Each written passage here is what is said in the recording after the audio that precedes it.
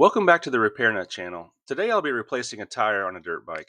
This process is the same no matter if it's a 50 or a 450 or anything in between, or a front tire or a back tire. This happens to be a rear tire on a KLX 140. Back when I was a kid, I remember my dad changing tires with nothing but a couple of big screwdrivers. Let's just say back in those days I learned a couple new choice words. So while I definitely don't recommend using just screwdrivers, you can do this job with nothing but a couple of tire irons and some patience. You don't need a tire stand or any other fancy tools. Changing out this tire is part of a bigger video on fixing up this 140. I'll put links to that video at the end of this one in case you're interested. Let's go ahead and cut into the video right where I start to change the tire out.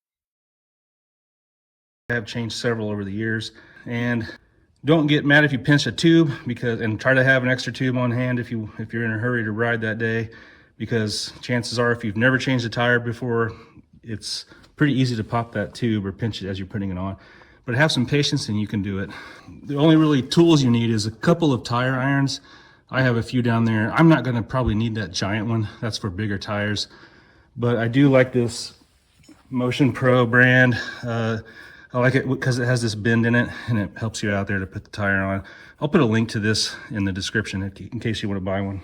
I also have this Motion Pro Bead Buddy that helps you, basically you put it on the tire and hook it over a spoke, and it holds the tire onto the rim as you work the rest of the tire on.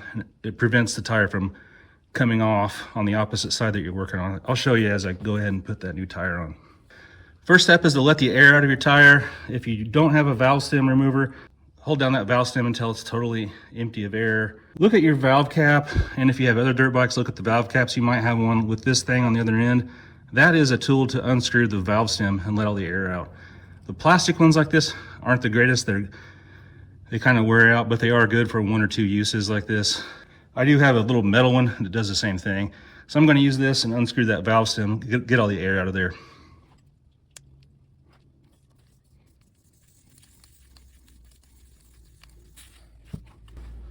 Here's what the inside of the valve stem looks like, and what you're just unscrewing it, just like you'd unscrew a bolt or anything else.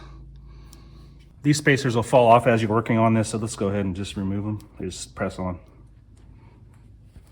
The next step is to loosen the bead lock. So the valve core is the thing you put air in. The other stud that's sticking out is a bead lock that holds your tire on in case you get a flat tire. So get a 12 millimeter and loosen that up. You don't have to take it all the way off, but loosen it most of the way off the stud. And then I'm going to press it up so that it releases the tire off of the wheel.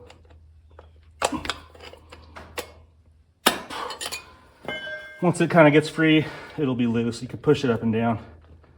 That way it's not holding that tire onto the rim anymore. The valve stem, you can go ahead and remove that nut that's holding it on all the way off. The way a wheel is shaped, you see how the middle part of the wheel has a smaller diameter than the outside part. So we need to get this rubber tire, the edges of it, down into the center of this wheel so that it's not as tight. It pushes it down in there. So I'm going to take a big rubber hammer and hit along the tire to kind of try to break the bead. And I'm going to do that on both sides of this tire. Don't use a metal hammer because you'll tear up your rim.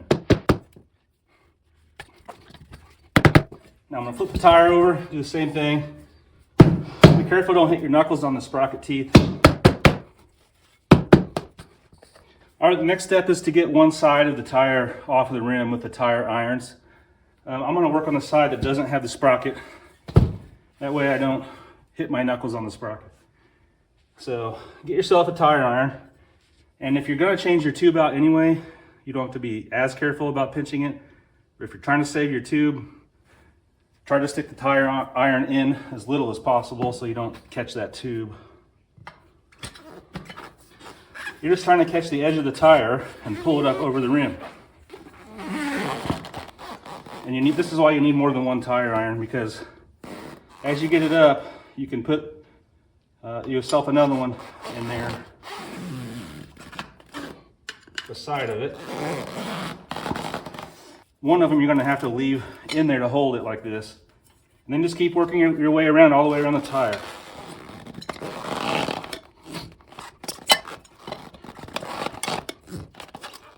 The first several bites are going to be a little bit hard, but the more that you get off the rim, the looser it'll get. Again, make sure the other side of your tire is beat down to where the edge of the bead is in the center of your wheel. That way it's not stretched very much.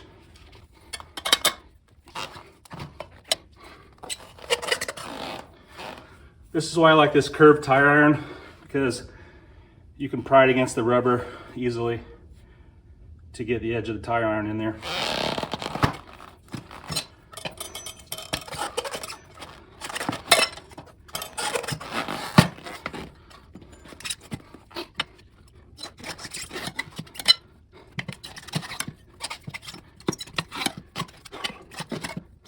I try to save the area where the wheel lock is for last.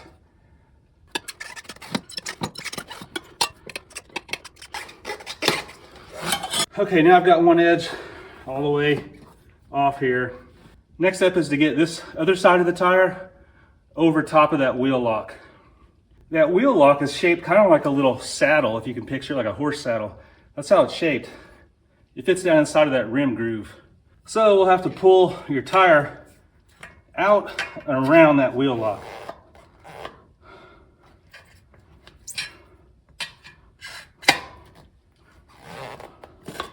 There you go. You'll tell because the stud will come down. Then you can go back over top of that wheel lock. There you go. See it there? I'm gonna go ahead and pull out my tube on the side that I've already removed. So my valve stem is already pushed in. If yours is not, just push it in there and grab it in the area where the valve stem is. Try to pull it out. It's gonna be a little hard, but use some muscle and you'll be able to fish it out of there. It's much easier to do this on the brake side so you don't hurt your knuckles on the sprocket.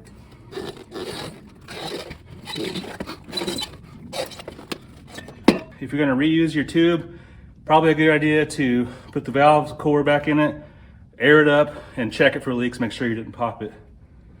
Okay, now on the opposite side, we want to make sure that it stays down in the center of the rim as much as possible to give ourselves enough room. And then we're going to start where the wheel lock is. I'm just going to pry it off here. All right, I am going to go ahead and use this mega huge tire iron just because that's all I got. And I need something to hold it.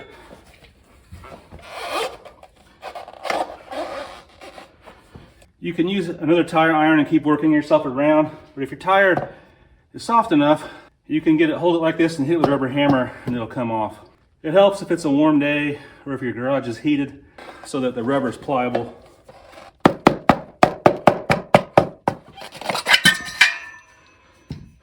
Okay, I actually just took my old tube here, overinflated it, and submerged it in a 5-gallon bucket of water, a little bit at a time to check for leaks. I did not see any leaks, so I guess it doesn't have a leak. Maybe the valve stem core was just a little bit loose, is why it was kind of leaking down before. But I'll keep this tube for a good spare for a rainy day, just in case I need it. And I'm still gonna go ahead and use that new one. Here's a closer look at that wheel lock in case you're wondering how it works. This thing pushes up and your rubber tire actually fits over it. When you tighten it down, it pulls it against your rubber tire. That way, if you get a flat tire, your tube pops, you can make it back to your truck on a flat. That's what the purpose of this is. Now let's go ahead and inspect the rim, make sure we're prepped to install that new tire. So just feel it around, make sure there's no jagged burrs or anything that could pop your tube. If you feel anything, get some sandpaper and kind of sand it down. Check your rim strip, this little rubber strip in here. Make sure it's there. The purpose of it is to cover up your spoke nipples there. Make sure that they don't rub against your tube. My rim strip has seen better days, but it's still there. It's still doing its job. If you don't have one, get yourself a new one. They're really cheap. If you don't have time and you're desperate, wrap some duct tape in there if you have to, but that's an absolute last resort. Okay, get your new tire. Let's make sure it goes on the right direction. If you have a brand new tire, it probably doesn't matter which way that it goes. Most tires are omnidirectional, meaning you can put them on either way. Look on the sidewall on both sides. Make sure there's not an arrow on it pointing around. If it does have an arrow, it should point in the direction of rotation going forward. Mine doesn't have an arrow, so I can put it on either way. Because I have a used tire, I'm gonna look at the edges here, and you can see it's slightly worn on this edge, not very worn at all on this back edge. So I'm just gonna turn it around. You basically have a brand new tire on here that I can use. So it needs to go on this way for me. Something I've learned over the years is to plan ahead so you're not trying to put that final edge of the tire on against the side that has your sprocket, because you're gonna bloody up your knuckles on that sprocket. So the first edge is easy to put in. For me, I need to put it on this way. That way, this goes in first, and then I can lay it down on that sprocket and try to get that last edge down in there. All right, to get it started, I'm gonna start with the wheel lock down all the way. Actually, put it on the wheel lock part first. To do that, I'm gonna push the wheel lock down away from the rim as far as I can get it with the nut still on it. And I'm gonna fit that around or inside of the tire.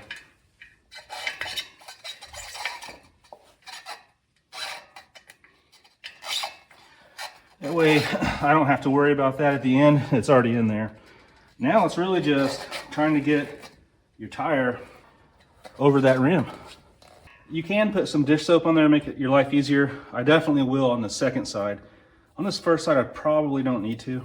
This is why I like this curved tire iron. It helps on this part as well. The good news is there's no tube in your way yet. You can't pop anything yet.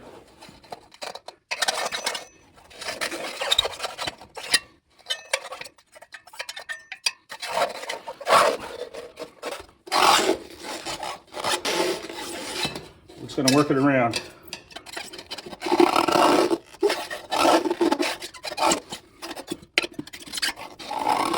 Don't get too big of a bite or it won't go on. I just have one little spot left here. Okay. So my first side's on, that's the easy side. Make sure again, double check it so that it's on there, that it's going the right direction. You're satisfied. Make sure it's around the wheel lock on this first side. Now we're ready to do the second side. If you planned it right, you're on the brake rotor side, so you don't have to worry about fighting and busting your knuckles. If you manage to end up with the sprocket side up, it's okay. Just be careful. Might want to wear some gloves, or just be careful and don't hit your knuckles on the sprocket too much. Maybe wrap a strip of duct tape around your sprocket teeth. All right, I'll grab my new tube here. I'm gonna go ahead and take this valve stem out of this new tube, just because I'll need it out of there later. I'll show you later.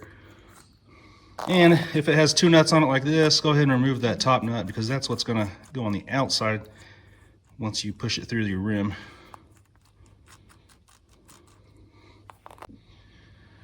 Okay, this is probably one of the hardest parts, managing to stuff the tube back in there. It's hard to get your hand up in there, but we're gonna start by stuffing it in and getting that valve stem started through the hole first. As soon as you can poke it through that hole start your nut on there. Now they do make little tools that help you pull them through there easier. You can thread a little tool inside the valve stem, and it has basically a little cable sticking out. You can feed through that hole and easily pull it through there. I don't have one. It would make my life easier. I'll find one on Amazon and put a link to it down in the description for you in case you want one. Just do my best to kind of stuff it in there.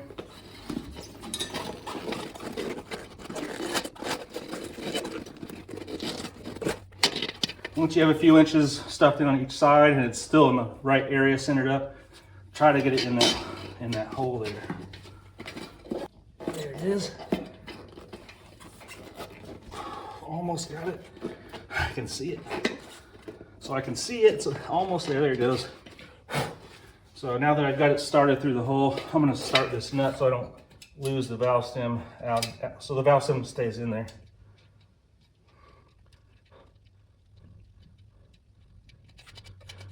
All right. Valve stem started.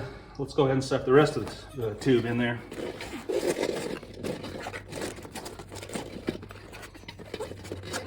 Try not to twist it.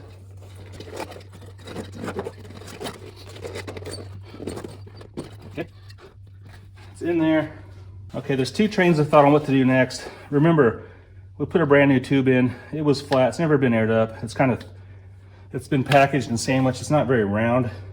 We have that valve core already out. I'm gonna take my air compressor and just air up that tube and let it because the valve core is not in it, it's just gonna deflate right away. So air it up a few times and it will kind of center itself on there and take that rounded shape. It'll help you prevent pinching it as you're installing the rest of this tire. Okay, I'm just gonna air it up. And it'll deflate because there's no valve core, that's okay. We're just trying to get it centered in there.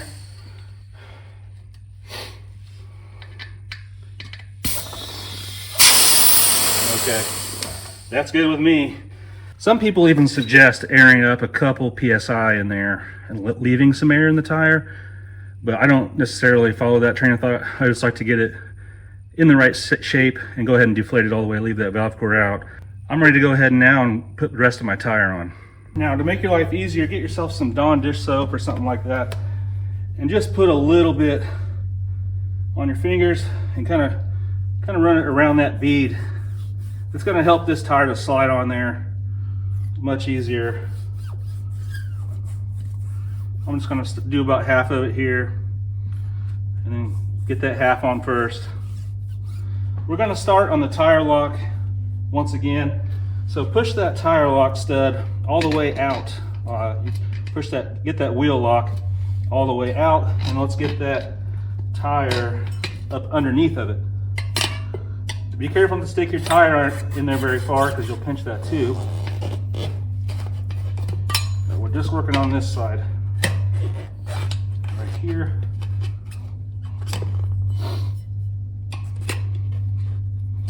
You want that tire to be underneath that wheel lock.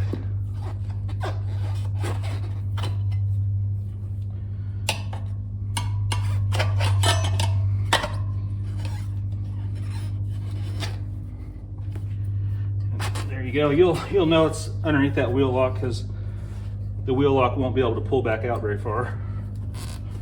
Let's go ahead and keep working on it a little bit more. Now, I have this little tool called a bead buddy. I'll put a link to it if you want to find one. You can basically stick it on your bead and then slide it around a spoke like this. Now it will hold this side of your tire down as you work on the other side, and it prevents it from coming off. Instead of having another tire iron held down over there, this holds it for you. But if you don't have one, just keep working around. If the opposite side wants to pull back off, you'll have to have a second tire iron to hold it down. Let's get a little bit more dish soap on here. Now, you gotta be really careful. This is where you could pop your tube. So feel up in there, you'll feel your tube. It's basically against the edge of your rim. So now you have an idea of where it is. You cannot stick your tire iron in there very much at all. So just barely stick it in there. You can kind of feel next to it, make sure you're not on the tube. And we're just gonna work our way around.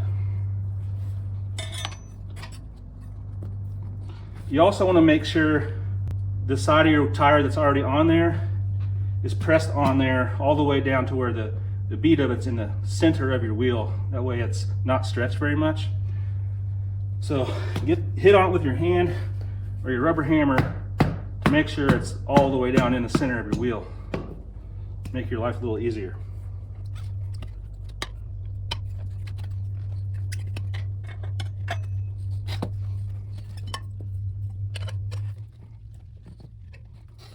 Now we're getting close to the end here.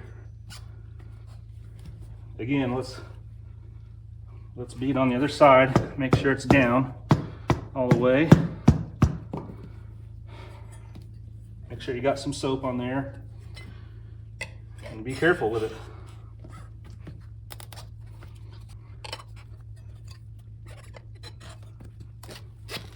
Getting really close now. One more bite, I think. There you go. Once it's on there, this bead buddy should just kind of be able to slide off. There you have it. Now, let's tighten up your wheel lock a little bit. But really we need to air the tire up. Okay, I don't have the valve core in it yet, but I'm just gonna go ahead and air it up. Same thing, let it kind of center itself a few times. And kind of bounce it around. Okay.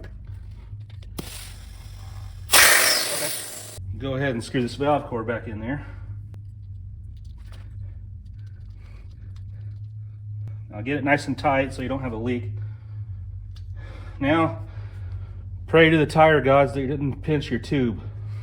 And let's air it up. There you go. I put probably more than it needs for now, just to see if it leaks. Also, I'm gonna go ahead and tighten up this rim lock now.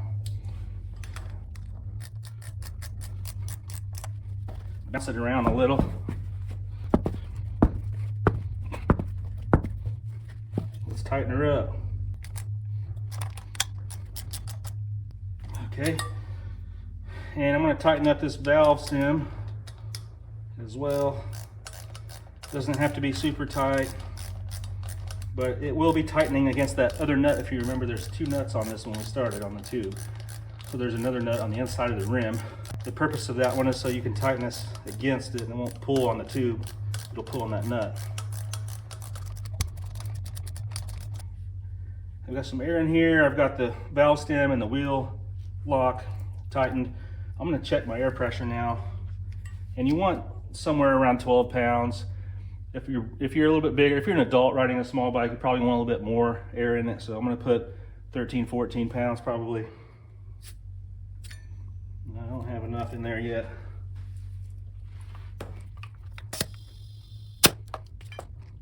I got 20 in there now. It's too much. And now I'm going to go ahead and put the valve cap back on there, the new valve cap that it came with. That's it. Now this tire has been installed. It's ready to go back on the bike. All right, guys, thanks for watching the Repair Nut. Hopefully this video helped you out and gave you some confidence to try your own tire changes. Anybody can do this with some patience. So give me a thumbs up, and here's a few more videos that you guys might like.